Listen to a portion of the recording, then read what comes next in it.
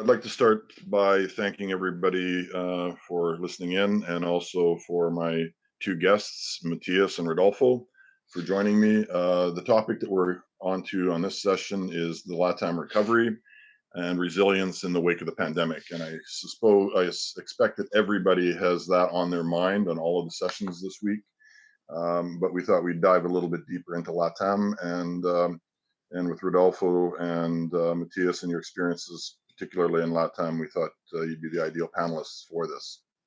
So, brief introductions for those that I've not met. My name is Curtis Grad. I'm the partner, president, CEO of Modalis, based here in Vancouver. And I've got with me today Rodolfo Echeverria, and he's country head of infrastructure for LatAm, for head of airports for KPMG, based in Santiago. And Matthias Potter, formerly from the Aeroportos de Sudeste do Brasil. Not good on pronunciation. I'll explain later, Kurt. I'll explain later. We will work on that later. My very bad Canadian pronunciation aside. Maybe just a 2-minute introduction, more from each of you, and starting with Rodolfo. Maybe just a little bit of your broader background beyond your KPMG and other experience. Well, for the last, as you know, for the last 17 years, I have been involved in PPP projects around the world. I spent a few years in Jamaica, and 1 year in Cyprus, 7 years in Jordan, in Queen Ali Airport, and then Ecuador, and also in a project of World Bank in the South Pacific, an airport as well. And from the industry side, I was the chairman of the Economic Committee, ACI World, as well. I was board member of ACI Asia Pacific, board member as well. And for those of you that know me, there's a few familiar points in the globe where Rodolfo and I actually worked in 3 of those locations together. So if you hear a bit of banter that you don't understand, it's internal jokes, which we'll try to keep to a minimum. But Matthias, maybe just a quick background on yourself as well. Yeah, well, aviation since ever. I'm one of those guys sitting at the airport taking pictures of aircraft. At least I did. Various stages in Spain, in the UK, finally ending up in Zurich, with Zurich the last almost 10 years, 3 of them in Brazil. Mainly on airport acquisition, concession acquisition. We successfully won Floripa, and just now this company called Aeroportos do Sudeste do Brasil. Much better.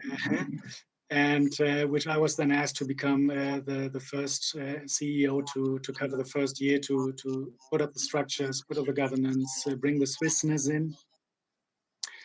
And that mission was just complete. And yeah, now I'm back in Europe, and I'm very happy to share my experience about the LatAm region. Great.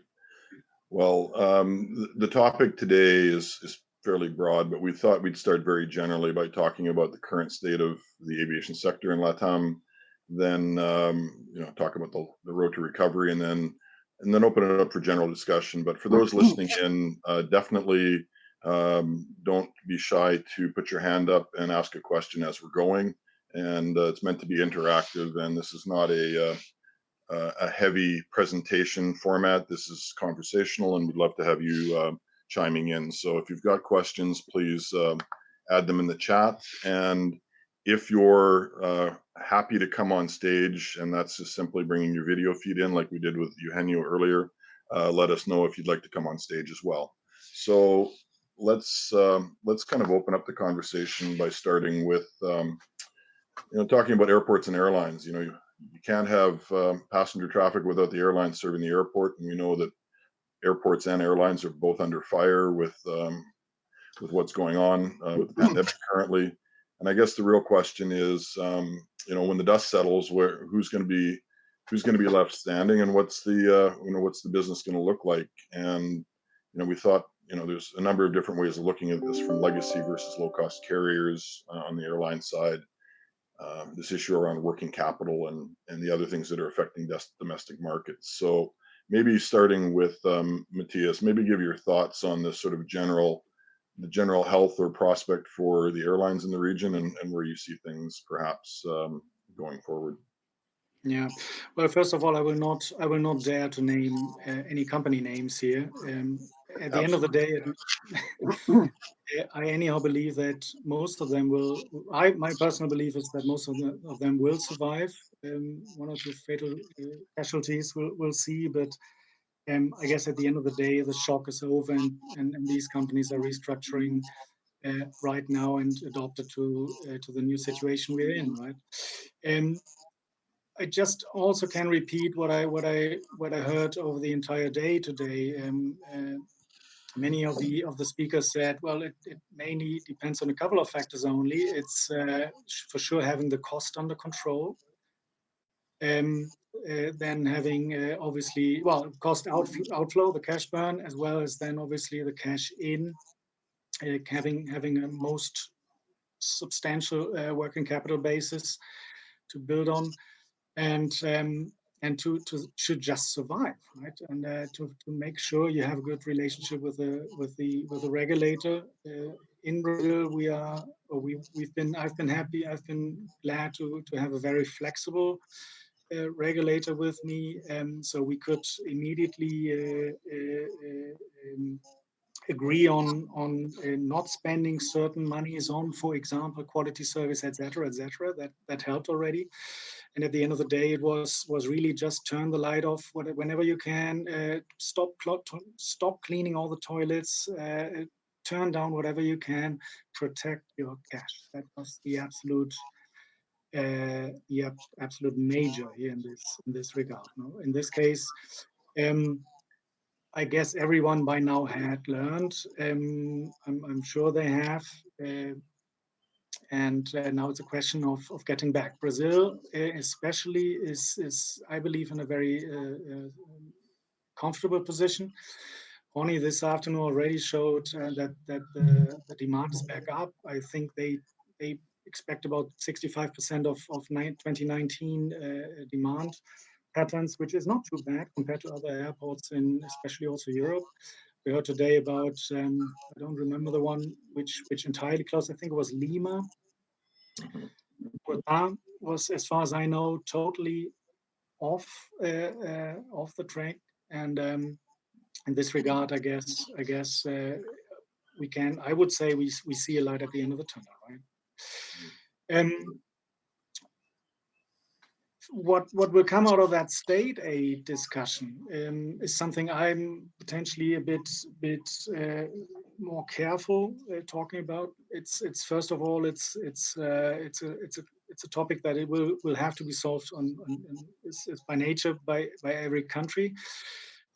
Back to Brazil again is I can say that the government is also very proactive, sort of slice down the entire problem at least into two big chunks. So 2020 and then the rest. The rest we still don't know what will come. But 2020 there's a clear roadmap ahead.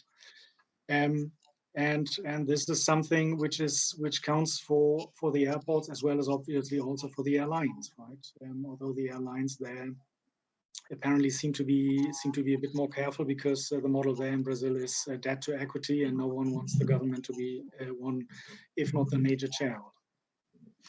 And as you were saying, the state aid is a big issue both for airports and airlines, and it seems that governments are accustomed to having airlines looking for aid. They're not really too accustomed to having airports looking for aid. So it'll be interesting to see how that conversation evolves. It's a similar one we're having in Canada at the moment, but what we do see is that there's been strings attached to state aid, and in the case of Canada, they're saying, well, you have to give cash refunds and a lot of other things as a condition to that state aid. So there's a lot of different states in Latin America that are going to take different approaches, but I guess we'll see what the success factor is on those various aid packages.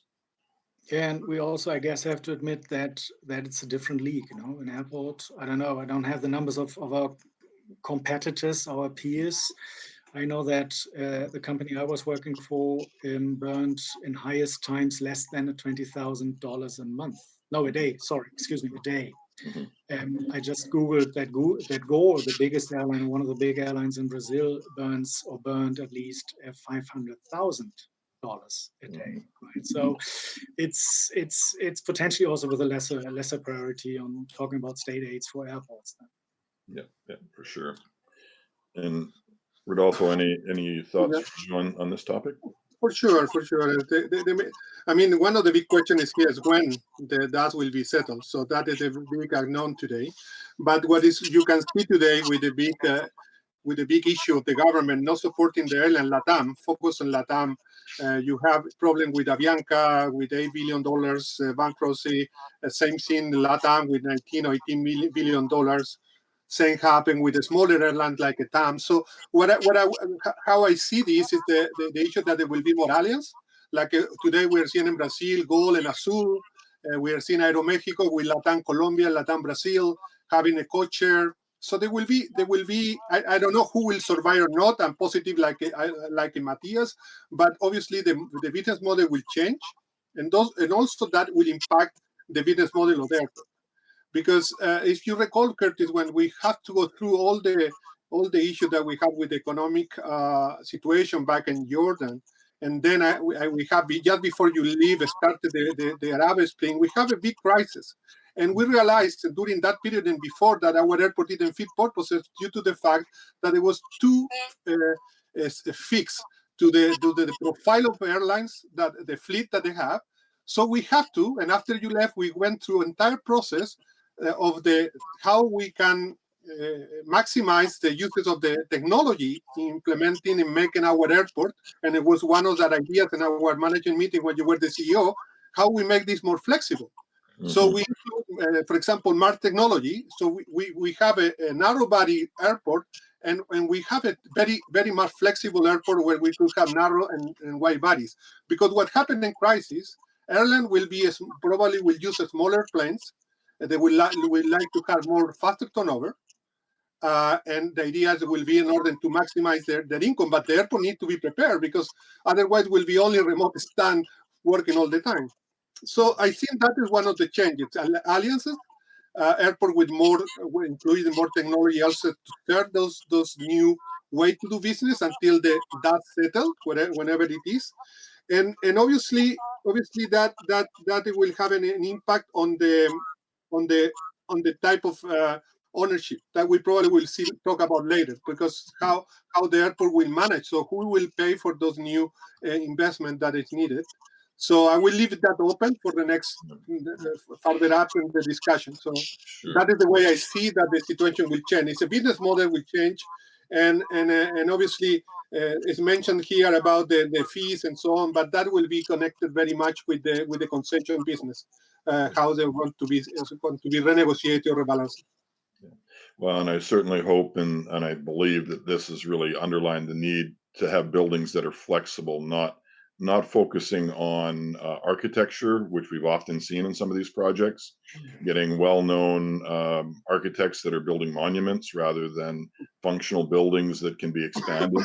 A pre-engineered building that you can scale will do very well in this future environment, whereas those really rigid architectural iconic buildings have huge limitation. But again, as you said, Rodolfo, I think we can dive into that a little bit deeper into the next session. But when we talk about the airports themselves and the low cost base and that working capital issue, do you see a difference between publicly owned and operated airports versus these private concessions? Who do you feel is going to be able to adapt more to this future environment? Some will say that concessions are locked in and the conditions are locked in. So, who's going to be able to better adapt moving forward? What's the opinion? Well, I don't know if I can start. I mean, the main issue that we have with the concession agreements, especially LatAm, many are very inflexible. And we can talk about Chile that have been a concession based on the and highways that have been adapted to airports. So we don't have concession agreement designed to airports. So that is one of the very inflexible. So that it will be, I think, how they're going to manage that will be quite difficult with the government run airports in that sense. But at the end of the day, my point, and I will leave Matthias, at the end of the day, we need to remember the last lender resort is the government. So either way, we'll stop there. I mean, the government cannot be passive, because at the end of the day, many of them, as I mentioned in many of the other conference, the government used to forget the last P, which is partnership. So I believe that there should be a balance there. Yeah. Yeah. Also very much depending on the country, right? Especially in LatAm, I think surely most of the airports are private already. Surely the biggest are all private. That, in my eyes, should give any business obviously a much higher flexibility in order to adapt to new whatever situations caused by pandemics or whatever severe weather or whatever that is, which might affect the business. Just looking at employment numbers, I remember that the company I led used or required only half up to 2/3 of the workforce of the public employer, which was there before, right? And this obviously also to maybe not always, but generally a very, very attractive, respectively competitive salary costs, and surely a much more flexible contractual situation, right? So in Brazil, in this regard, if you are smart enough, you can let go people very quickly. Say. It's not that we wanted, it's not that we did, and the company did not let off anyone. So we cut whatever we could in order to protect our own workforce. Obviously, this had a negative impact on our third-party suppliers, but being a civil servant, basically, you are somewhat work for lifetime, and that obviously has an impact, immediate knock-on effect directly to the efficiency of it. Right? Not to speak of the motivation. So a private company has different possibilities to motivate, has different styles to manage, etc., etc., and that at the end of the day really saved a lot. I have to say that was really something I could build on, we could build on. And I doubt that this would be just the same situation anywhere else in a public setup. Yeah. In this regard, I feel fully comfortable to say, yeah, private airports are surely better prepared, are surely more flexible, and are surely much more efficient than any public airport. But Matthias, if I can interrupt here, Curtis, and in principle, I completely agree. Private sector always will be more ready to adapt. However, the issue is the uncertainty that we have today. The fact that the government have been a little absent. I think a few countries have been helping airport directly, but in general, LatAm have been very absent. The government have been very absent supporting, and the ecosystem. We are talking about tourism, airlines, and airport. So the issue is until when they can support that. And I'm just pointing out that the issue is the length, and that's why this cannot happen without the support of government. And that is only my point adding to yours. Yeah. Although once again, coming back to Brazil, and I'm sorry that I'm focused on this country, although it's a big country. There, I really can't agree to your statement. The government is there. The government is present.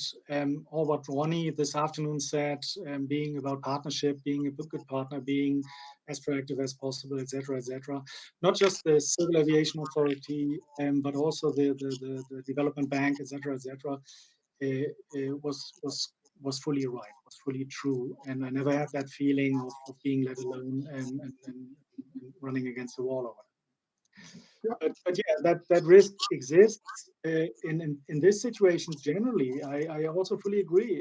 It's all about partnership, right? It's all about who said it. The gentleman from Barbados. It's the people who make it happen, right? If the government has one position and the consumer or the private side has another one, and they just lose their powers on the friction between them, then this is surely not beneficial to anyone.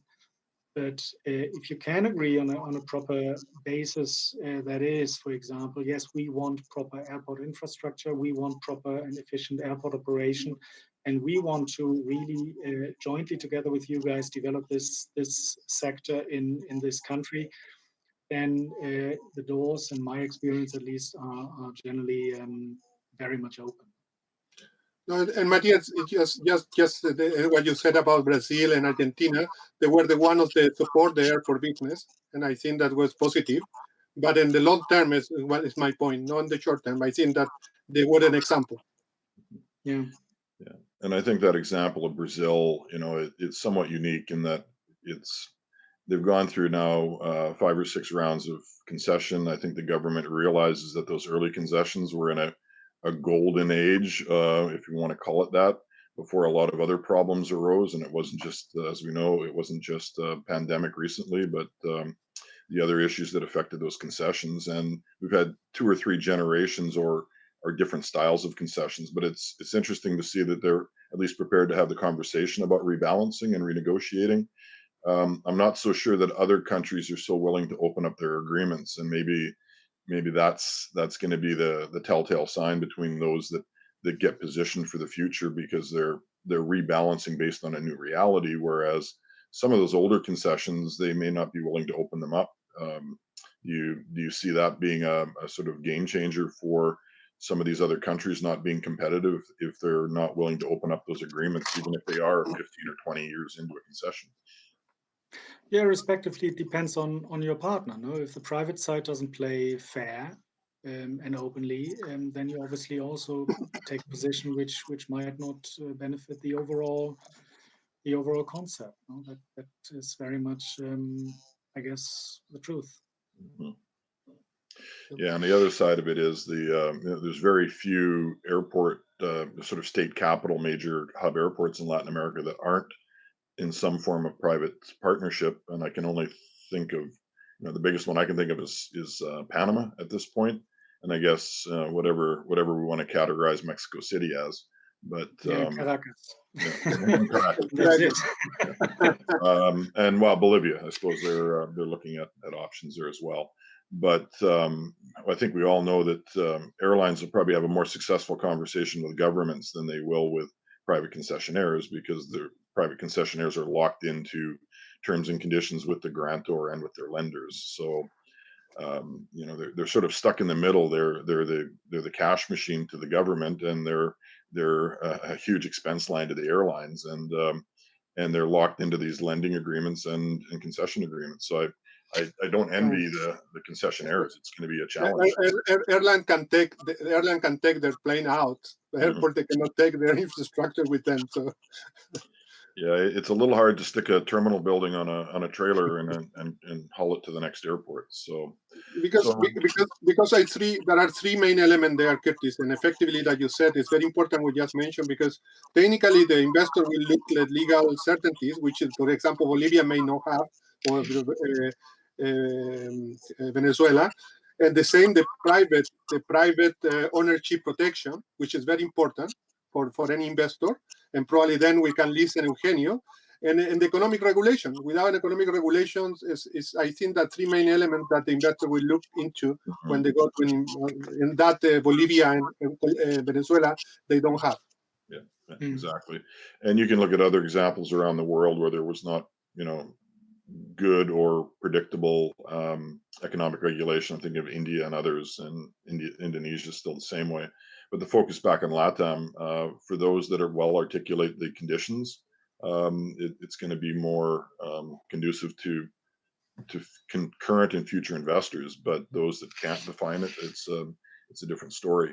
So perhaps we can move on to sort of the next line of discussion. And what we were looking at is talking about, what are the existing concessions rebalancing? What's that potential to look like?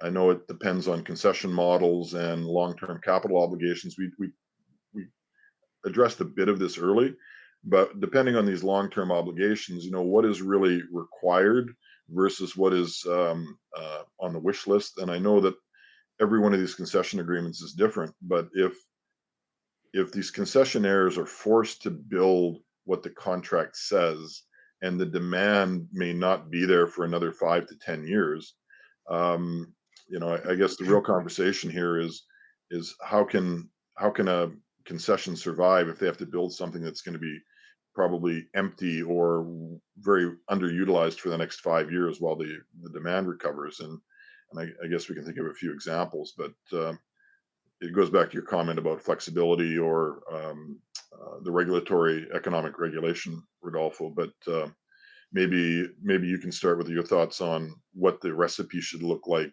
to be able to make this work going forward. Well, what I have seen in our clients in LatAm, from Mexico down, let's say, have been they're waiting. They're waiting because if I go to renegotiate rebalancing today, and until when is the pandemic going to last? Mm-hmm. So the rebalancing part is the investors, and probably, and again, I will mention Eugenio being one of the many more important Latin investors.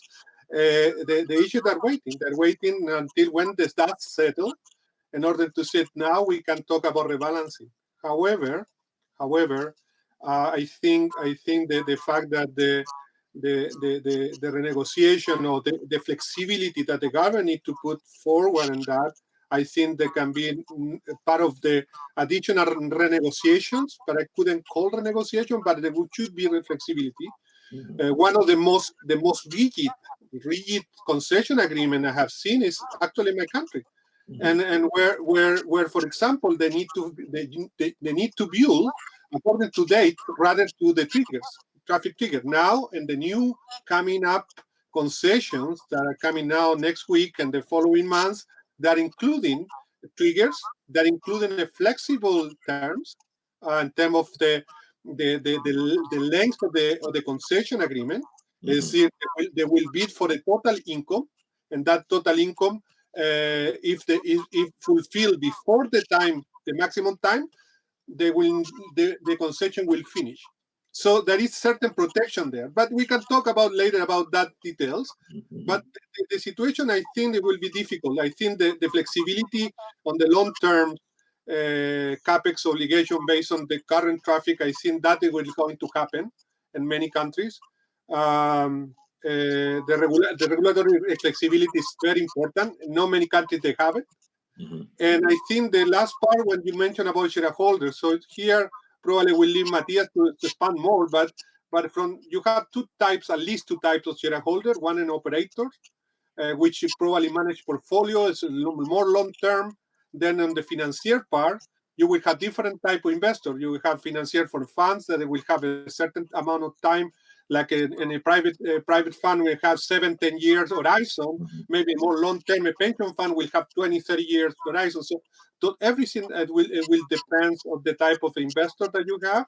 Obviously, it will be how much support or financial shoulder we have.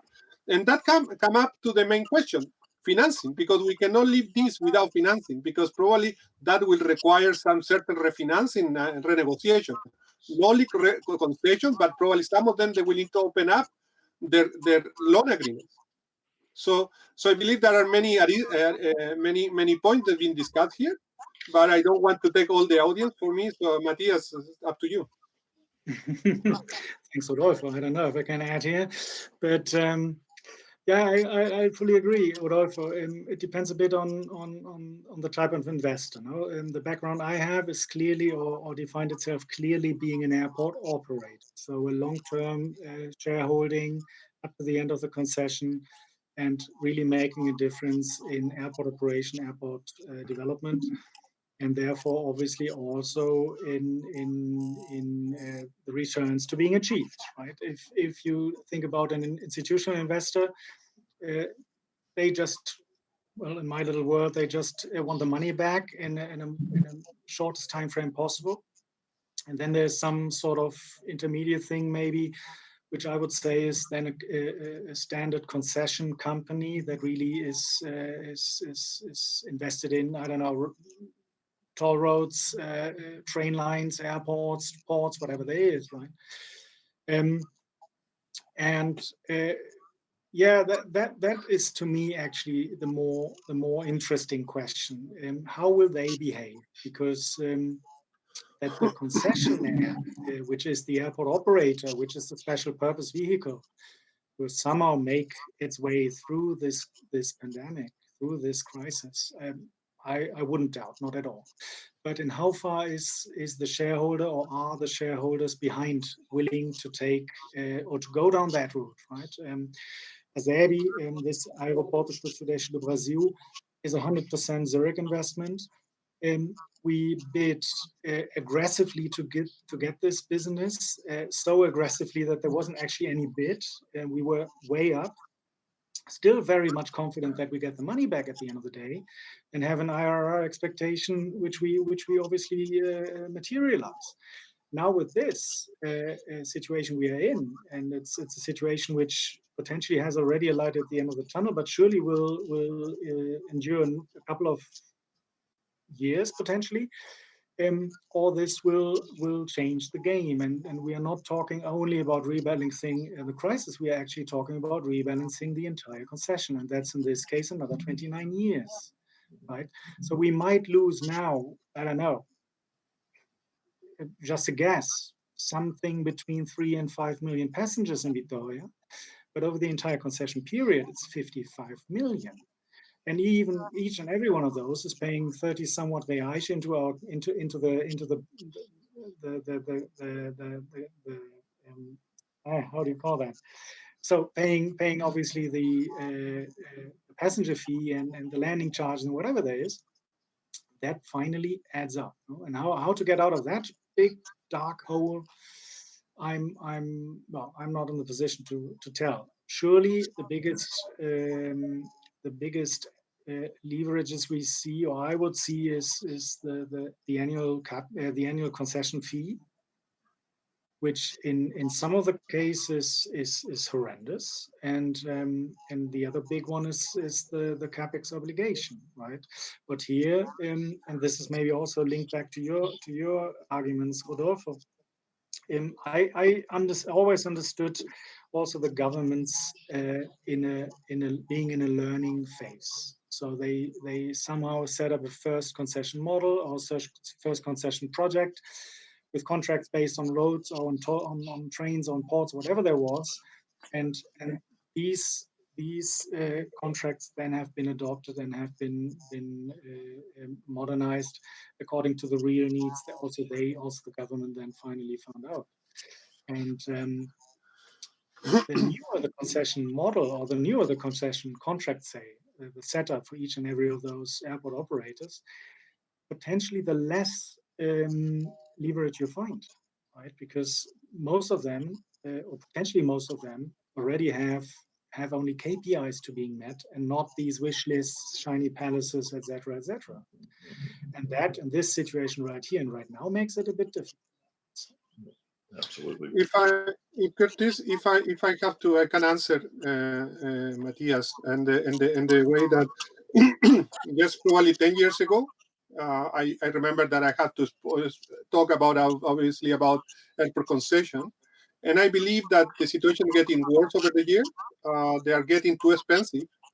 With Curtis and I, we work in those days, the most expensive airport, where we used to give 54% of our revenues to the government. Back Santiago Airport is giving 77%. So but who is the fault? Is the government fault? Is the private sector fault? Because the bidders are so eager to get the concession that are willing to bid anything. But at the same time, government don't use tools where they can frame and leave the outliers out of the bid, because you can use the public sector comparator. They can use the value for money, affordability test. They have all the tools in order to frame how much this airport can produce, or any infrastructure that can produce in a healthy way that can be sustainable over the time. And when we talk also the same way, and just to close that part, and jump into renegotiation, because the renegotiation, we're looking to the government, but we also have clients, or we have our concessionaries, right? Or sub-concessionaries, the retails, the food and beverage, and so on. And those also need to be in consideration, and those business models also probably will change.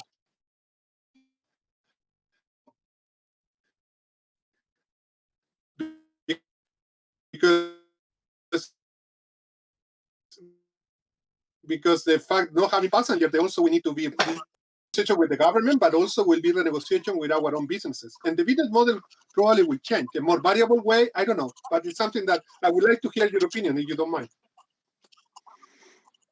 I couldn't give you here right now any of my opinions. I'm sorry. I have to leave that open. It's not that I want to hide anything or so, but I don't have my mind made about it yet. I'm sorry. Okay, no problem. But Rodolfo, you touch on an important aspect. This ecosystem is not just airports and airlines and governments. It's concessionaires. It's retail. Retail is going to be turned upside down. I think food and beverage is going to look a lot different. There's a lot of things that are happening on the commercial side of airports, even fuel and ground handling. Ground handlers are always the lowest common denominator, and they will be the ones that probably suffer the most because they'll get squeezed by both airports and airlines as well. So I think we have to look at the whole ecosystem and see how it's going to adapt to this. But if you lose one of those players, or if that one player pays too much of a price, you may find yourself in a bigger problem than you were trying to solve. So, having had, and I think about ground handlers in particular, they're generally the lowest notch on the value chain. At least it seems like that's how they're perceived, but they're one of the most important players to keep an airplane moving in turn. So I guess we'll see where that goes. And maybe just to wrap up this section before we move on to the next is, I think the likes of Brazil, where they've got a large domestic market, and maybe they can continue operating 50, 60% of 2019 levels in some cases. And I know some American airports are operating in that level as well. Airports in countries with large domestic demand will recover first. Those smaller countries that rely on a lot of international traffic will be challenged. But I also think that the other thing, and the big question that was asked at the bottom of this panel here was, will shareholders be prepared to endure? Will they carry on? And they've got this expected IRR that they bid on, that they financed on. Will they carry on? And I guess I will offer an opinion. I think that those that are early in a concession and have the ability to negotiate with their grantor to delay capital or to extend term or the other things that will make the economics work are in a far better position. I would not envy those airport concessions that are mid or late term, where they may not have the leverage and the government may not even be the government that signed the deal. So the likelihood of the willingness to be able to renegotiate are probably more difficult, not impossible, but it really depends on that government. Mm-hmm. And maybe just to kind of finish off my comments in this area, we also know that not so much in Brazil, but some of the other countries with a long history of concessions, there were concessionaires that were already in trouble before the crisis, just like there were airlines that were already in trouble before the crisis. And I think for governments, it's going to be a real challenge not to bail out a concession or an airline that was already failing before this problem happened, although they seem to be more willing to bail out airlines than they are airports. So maybe I'll give you a chance to just comment on those on that thought before we move on to the next session or section. And I would also ask the audience that's listening in, please feel free to shoot some questions into the chat room so that we can bring those up as we wrap up. Matthias, I'll give you the first word on the last part of that section. Yeah, the question is, what I believe, what are your options right here and right now? So if you want to get rid of maybe even a weak business, an ill business, this is potentially the worst moment to sell if you find someone to buy, actually. So I guess the number of properly interested people or less people, companies and funds and operators, whatever there is, potentially is very, very limited right now. At least the big European operators, I would say, have other issues to solve right now back home, right? Mm-hmm. Zurich is having, I don't know what they believe, but numbers they had decades ago on annual passenger numbers. Frankfurt, same. So they really have to extinguish the fires back home right now, no? Because all these golden times of just letting the money in and doing fancy things with this, they are over for at least a couple of years. And in this regard, also looking at capex numbers in Europe, looking at opex numbers in Europe, potentially the concession business is rather a small business, makes just a small portion of the overall results, company results there, right? Yeah, I guess there are, you mentioned these sort of ill businesses we all know, and this is something we can say. Viracopos in Brazil is very badly off. Natal was just returned. There are some examples. Likely, I guess there are more of them to come. The question then is at what price? No, it's who's jumping in, who's paying, who's cleaning up, and who's having the funds still to do all that, having the balls still to do all that, especially that we now know there is a pandemic risk, which is very real. It's something we discussed about a couple of years already, but nobody ever believes in what could happen, and it happened, right? And how far this would influence or will influence, for example, a next auction in Sao Paulo, or a next letter content in Chile, or I don't know, whatever, however you sell these airports. This is something we will have to wait and see. Okay, Rodolfo, I'll give you the final word on this, and then we'll move into the next session. No, I do believe there will be probably some cases where whoever cannot hold the investment during this period, obviously there will be some situation what has happened in Brazil, which is a bigger market. There were very expensive concessions. Probably the condition, I don't know how they've been changed. And here in Chile, the situation when there is conflict have been related to those changes from the government conditions. Now the conditions are given by the environment.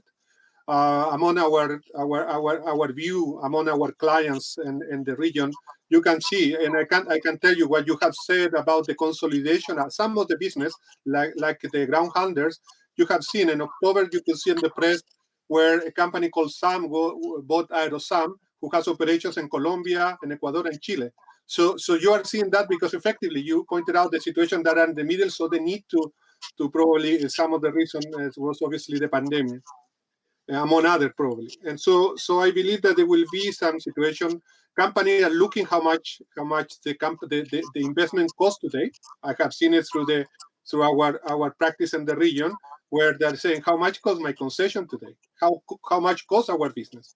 They're not doing probably nothing at the moment, but they want to see it, and we will see more of those. So I'm aligned with what Matthias is saying. So I have to just close it here. Okay. Well, I think what we do know is there will be casualties. There will be concessions that may not survive, but I'm pretty certain that airports that may be affected will continue.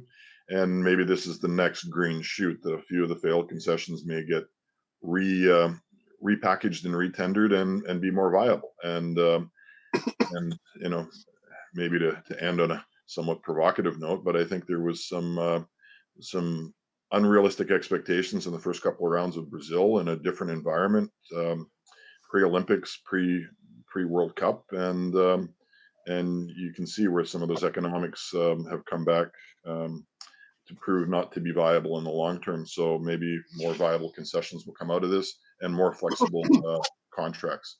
So let's move to the final topic, and then we'll do a wrap up. I know that we're running a bit longer than expected, but that's been good conversation. I think we would like to spend about another 5 minutes just talking about the road to recovery. And, you know, we talked a little bit about what these concessions might look like earlier, but do you see a fundamental change in that framework, or is it a tweak?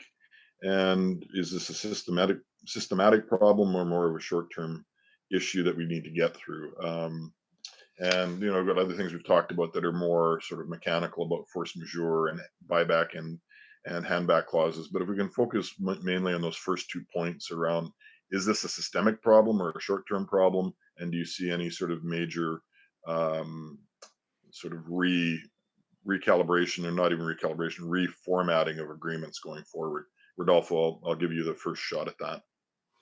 Well, I will use something that is close to my heart. Obviously, the Chilean market, which is one of the oldest market and PPPs in the region, probably over 20 years at the moment in LatAm.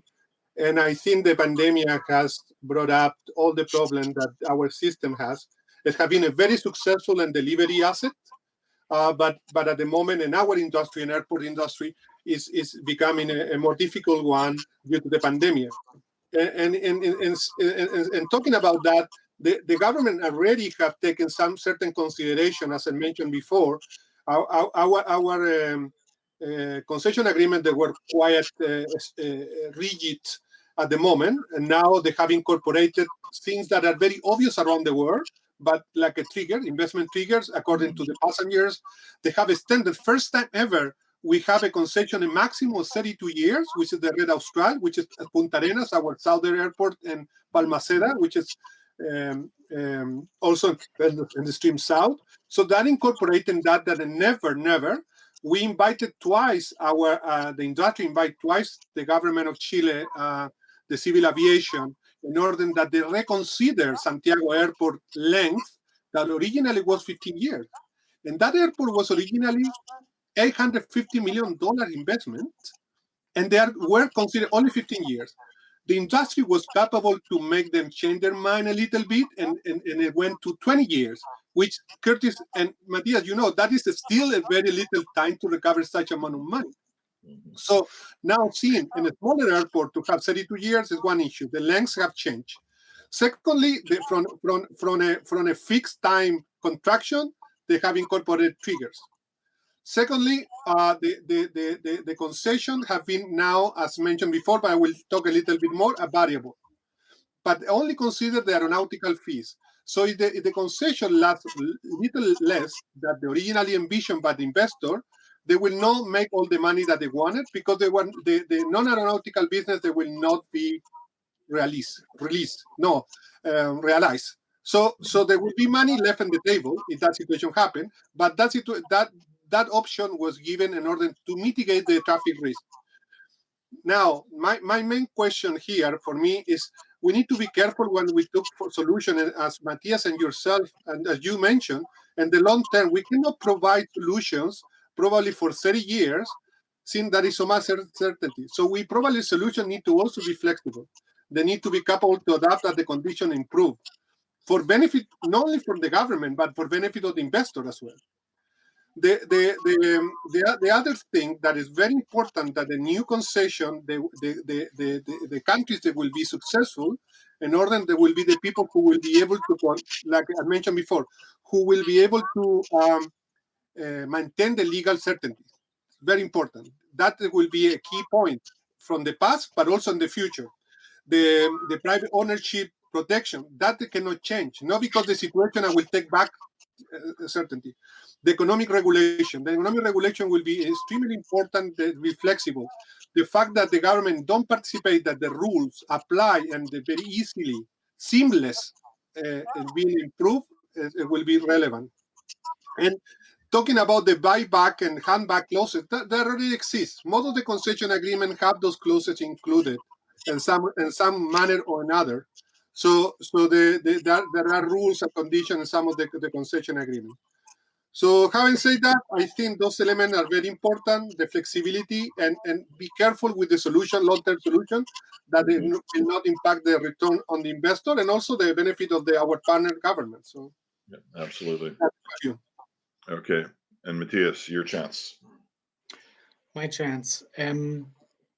Yeah, first of all, I agree with Rodolfo's point of view. Nevertheless, I believe that my belief is that judicial stability, economical regulation stability, etc., that this is not an issue in Latin America anymore. I don't want to say it's not an issue in any of those countries anymore, but it's a pretty mature market. Let's not forget about this.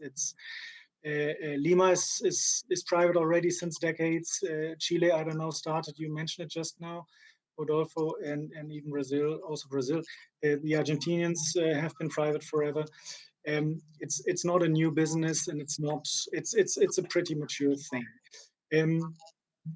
I do not see, or I would not expect a major change in setup, because I believe it's not a systemic problem. It's a pandemic which has all its negative impacts on the world, especially on air transport.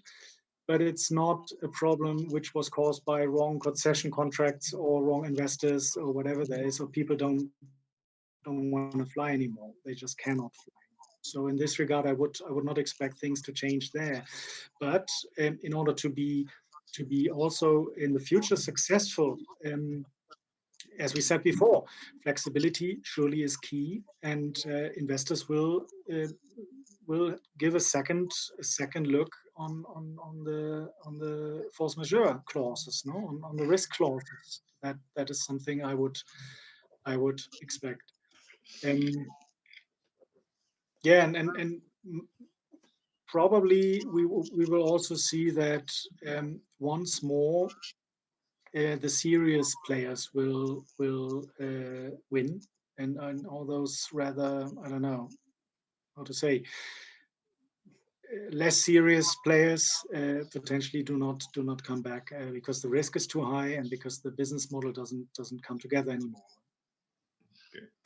Well, that's been a wide-ranging discussion, and I think we could probably go on for another 45 minutes if we wanted to.